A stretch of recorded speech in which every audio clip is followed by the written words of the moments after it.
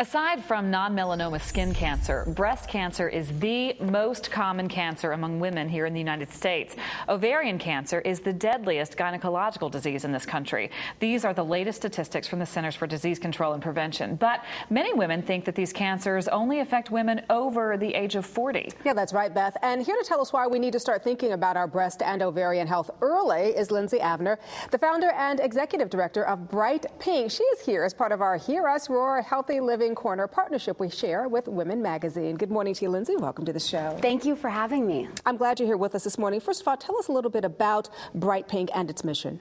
So Bright Pink is the only national nonprofit organization with an exclusive focus on the prevention and early detection of breast and ovarian cancer in high-risk young women.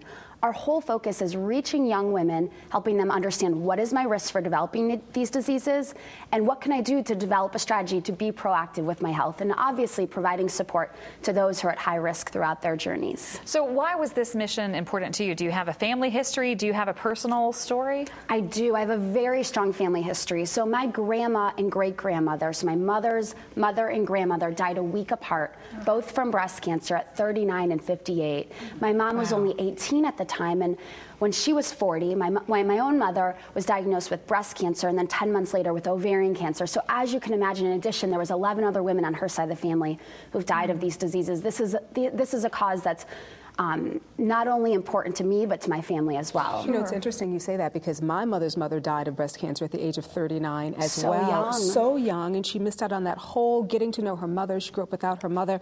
Why do you think that it's so important that women are proactive, that they really get to know their breasts, that they really get to know their ovaries at an early age? Well, it's so important. As you were saying, you know, statistically, it's actually quite rare for young women to be diagnosed with breast or ovarian cancer. However, it does happen, and I always say if it happens to you, those statistics are irrelevant. And that's why it's so important in your 20s and 30s, when you're establishing all these other habits that are going to last you a lifetime, that you add your breast and ovarian health to that to-do list. You get to know what's normal for you.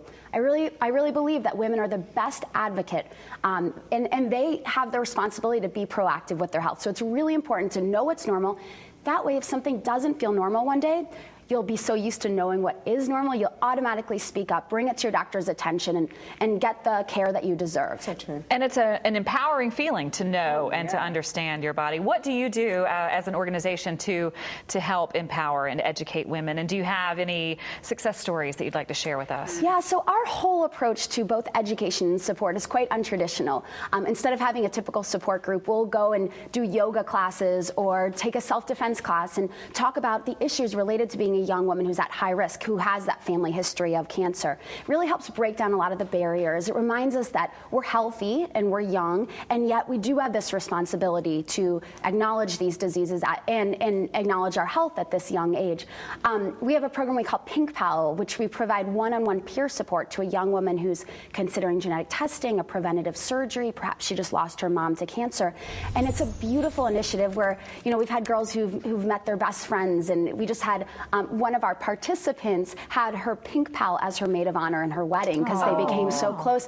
They said, you know, this is a friend that I've only known for 6 months, but I've felt such an instant connection because of our background. So those are the stories that inspire us and my team to continue to do what we do every day. You know, it's so interesting because celebrities are in the spotlight, and so they really have a big voice in terms of helping to educate and bring attention to issues like this. And I understand that you've gotten some pretty big celebrities involved, and I really love that project you did with the television host Juliana Rancic. Can you tell me a little bit about that? Juliana is a wonderful friend, and she has just been so great to our organization.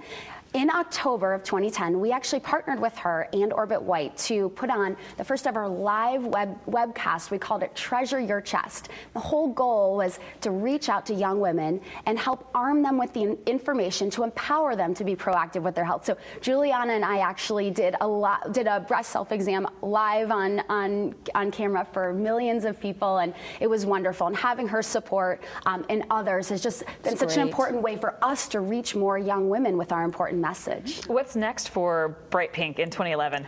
Well, we have 10 chapters around the country now, so we're looking to add 3 more next month. We're really excited about that.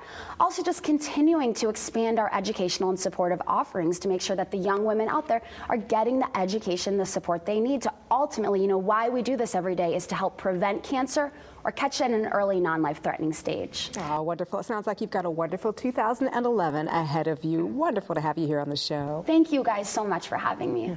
Such a pleasure to meet you. And if you would like more information about Bright Pink and to learn how you can get involved in the cause, you can check out the website. That's right. That website is bebrightpink.org. And if you like what you've seen here today, keep watching The Balancing Act for more great information from our Hear Us Roar Healthy Living Corner.